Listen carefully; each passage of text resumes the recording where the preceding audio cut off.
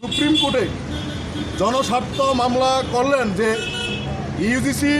যে 2012 সালে যে বন্য বিদ্বেষের বিরুদ্ধে যে আইন চালু করেছে, এই আইন ওই অপরাধীদের গ্রেপ্তার করার ক্ষেত্রে পুরো প্রয়োগ করা হচ্ছে না। পরবর্তী সময় সুপ্রিম কোর্ট ইউজিসিকে ডেকে বললেন যে 2012 সালের যে বন্য বিদ্বেষী যে আইন, এই আইনকে একটু সংশোধন করার জন্য ইউজিসি ওই আইনকে রোহিত ভেমুলা অ্যাক্টের আওতায় এনে কিছু কড়া নির্দেশিকা জারি করলেন, যেখানে বলা হয়েছে যে এই ধরনের ঘটনা যদি আগামী দিনে ঘটে তাহলে জামিন অযোগ্য মামলায় তাদেরকে গ্রেপ্তার করে যদি প্রথমবার এই ধরনের ঘটনার সাথে যুক্ত থাকে তাহলে 1 বছরের জেল এবং 10,000 টাকা জরিমানা, আর যদি বারবার এই ঘটনার সাথে যুক্ত হয় তাহলে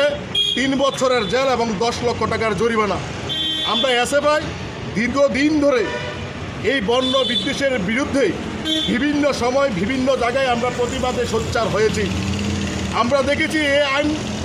এবছর 13ই জানুয়ারি যখন চালু হয় তখন আমরা দেখলাম আমাদের দেশের একটা শ্রেণীর লোক তাদের জাতির স্বার্থ রক্ষার জন্য সুপ্রিম কোর্টে বারংবার ওরা মামলা করেছেন এই আইনের বিরুদ্ধে। সুপ্রিম কোর্ট এক প্রকার বাধ্য হয়ে এই আইনকে